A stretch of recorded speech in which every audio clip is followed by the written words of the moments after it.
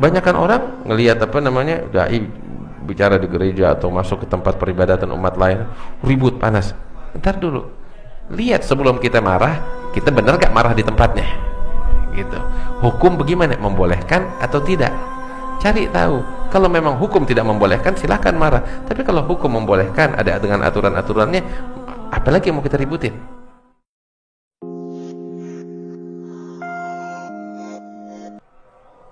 Tafadhal. Kemarin ada yang nitip, kalau orang berdakwah ceramah di gereja, Iya. satu. Kedua nih, kita bawaannya panas orangnya, gitu kan. Kalau ngeliat orang kayaknya kalau ngomong kagak bisa, maunya marah-marah mulu gitu. Kita cuman ya bisanya dalam hati aja dah. Itu termasuk ke dakwah. Katanya kalau dalam hati itu dilipat gandain. Baik. Pertanyaan pertama, dakwah di gereja gimana ya? Ini kembali kepada hukum fikih. Boleh gak kita masuk gereja? Sebelum kita ngomong kita boleh gak masuk gereja, tanya, dia boleh gak masuk masjid kita? Biar ente tahu ya, dalam hukum itu disebut bahwasanya orang non muslim mau masuk masjid itu dibolehkan atas izin dari seorang muslim, sekalipun izin hanya dari seorang muslim. Nggak harus dari ketua masjid, nggak harus dari, hanya ada yang menjamin satu orang, siapapun dari seorang muslim ada jaminan, tafadhal, nggak dilarang. Dan inilah yang dahulu terjadi di masa Nabi Muhammad SAW. Orang-orang kafir dari Mekah datang ketemu Nabi di masjid. Waktu mereka datang ke Madinah, datang ketemu Nabi di masjid. Bahkan lebih dari itu, rombongan dari Nasara ya datang menghadap kepada Rasulullah SAW, disambut oleh Nabi Muhammad di masjid. Dan di dalam suatu riwayat disebutkan bahwasanya masuk waktu sholatnya mereka diizinkan oleh Rasulullah untuk sholat ya di pojokan masjid. Baik, jelas? Baik. Nah sekarang sebaliknya, kita masuk ke rumah peribadatan mereka, boleh gak? Kalau kita masuk untuk beribadah, ya dilarang. Kita masuk untuk beribadah dengan ibadahnya mereka, nggak boleh. Namun beda halnya, kita masuk bukan untuk beribadah dengan ibadahnya mereka, maksudnya beribadah dengan agama mereka, bukan, tapi untuk kepentingan tertentu. Di dalam agama nggak dilarang. Dan ini terjadi oleh Sayyidina Umar ibn al-Khattab tatkala pembebasan, penaklukan Baitul Maqdis. Saat itu yang berkuasa di Baitul Maqdis adalah kaum Nasrani. Kunci-kunci Baitul Maqdis di tangan mereka dan diserahkan saat kemenangan itu kepada Sayyidina Umar ibn al-Khattab. Dan Sayyidina Umar keliling melihat Masjidil Aqsa, Baitul Maqdis. Terus diajak juga, didampingi oleh pemimpin gereja saat itu, pemimpin Nasrani saat itu, mendampingi Sayyidina Umar bin Khattab ya untuk keliling, dan diantaranya itu masuk ke gereja mereka. Tadi disebutkan. Nah, dan tatkala Sayyidina Umar lagi di dalam gereja mereka ya, masuk waktu sholat, kalau tidak salah waktu sholat asar itu waktu. Maka saat itu digelarkan sejadah, dipersilahkan oleh pihak gereja kepada Sayyidina Umar untuk sholat di dalam gereja. Apa yang terjadi? Sayyidina Umar menolak. Kenapa menolak? Apakah menolak sholat di situ? Enggak, bukan. Beliau menolak bukan karena alasan dilarang di dalam agama sholat di dalam situ, bukan.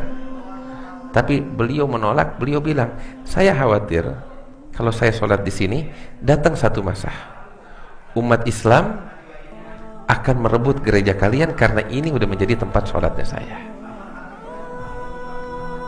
Paham? Jadi beliau tidak sholat demi maslahahnya pihak gereja saat itu. Nggak sholat di situ, beliau pindah ke tempat lain, dan tempat itu sekarang jadi tempatnya Sayyidina Umar, dibangun masjid. Tapi gereja itu Sayyidina Umar tidak mau sholat itu demi kepentingan pihak gereja itu, supaya di satu masa nggak diklaim oleh umat Islam bahwa itu tempat sholatnya Umar hingga digusur tuh gereja. Ingat? Paham? Baik. Dari sini kita udah paham bagaimana. Ya orang yang mau masuk gereja untuk menyembah selain Allah ya dilarang. Tapi kalau untuk kepentingan yang lain nggak dilarang. Nggak dilarang sama sekali. Baik. Ada sedikit ingin saya sampaikan satu kisah. Ya. Ini mungkin kalau bicara hukum sama bahasan tadi udah selesai. Ini sedikit agak bukan melenceng sih, ada kaitannya juga. Kisah kakek saya Habib Salim bin Jendan.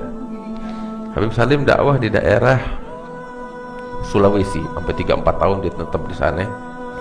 Di antaranya masuk ke daerah Bunaken, dia dirikan masjid di situ dan seterusnya. Masuk di daerah Sulawesi pelosoknya. Satu kali dia bikin, artinya masyarakat situ bikin acara besar, minta Habib Salim ceramah. Kebetulan di masjid agungnya, di masjid besarnya. Nah ini masjid bersebelahan sama gereja. Habib bicara di masjid, bicara tentang apa tahu? Sayyidatuna Maryam binti Imran, kisah kelahiran Nabi Isa sesuai versinya Al-Quran. Ya kita tahu kisahnya sangat indah sekali. Ya kita tahu sangat indah sekali kisah kelahiran Nabi Isa yang diceritakan oleh Allah dalam Al-Quran. Usai acara, Habib keluar dari masjid. Begitu keluar, dihadang sama pihak gereja. Yang sama Habib semuanya udah pasang badan. Habib bilang, tenang, dulu ada apa nih? Kita lihat dulu ada apa. Samperin sama Habib. Pihak gereja bilang sama Habib, Habib, tadi Habib bicara begini cerita. Iya, kenapa? Habib, kita dari pihak gereja pengen minta Habib bicara hal yang sama di gerejanya kita. Ini orang-orang kita nggak pernah dengar kisah kelahiran Maryam binti Imran, kelahirannya Isa sebagaimana yang Habib sampaikan. Besoknya dibikinin di acara di dalam gereja. Terus hidayat di tangan Allah. Tugas kita nyampein. Dia mau masuk Islam, dia nggak mau masuk Islam, itu bukan hak kita. Tapi tugas kita risalah yang benar sampai kepada mereka atas permintaan dari mereka. Apalagi yang mau kita permasalahkan, ya kan? Makanya kita kembali kepada bahasan Syekhul Butik berapa hari yang lalu. Ingat gak di awal permulaan kita bilang syarat dalam berdakwah yang harus dipenuhi. Yang pertama, seorang dai punya Islam sejati. Sebab kita punya kaidah faqidu syai' la yu'ti. Bagaimana seorang yang nggak punya Islam sejati terus dia mau ngasih? Bagaimana? Itu satu. Yang kedua, syarat kedua, bahwasanya Islam sejati harus tersebar di barisan umat Islam, ya, secara merata. Dan yang ketiga, di dalam gerakan dakwah, seorang dai harus memahami betul hukum-hukum Allah di dalam yang berkaitan dengan dakwah, sehingga dia berdakwah bukan atas gerakan dakwah yang dia lakukan, bukan atas dorongan gairah semata, tapi juga dengan aturan hukum. Paham? Baik.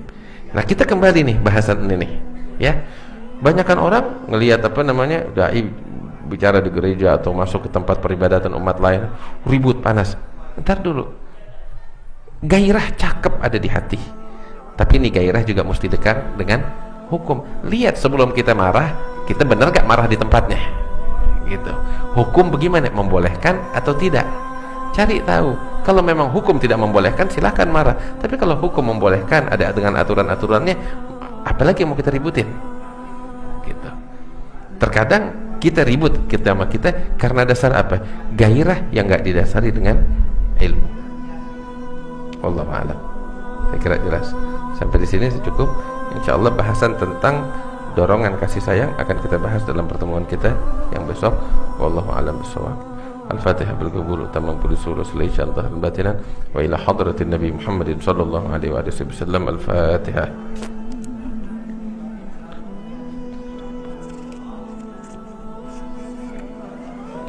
Suratul ladzina an'amta 'alaihim ghairil maghdubi 'alaihim. Rabbana taqabbal minna innaka antas samiul 'alim wa tub 'alaina innaka antat tawwabur rahim. Sallallahu alaihi wasallam Muhammad wa alihi wasallam. Alhamdulillah.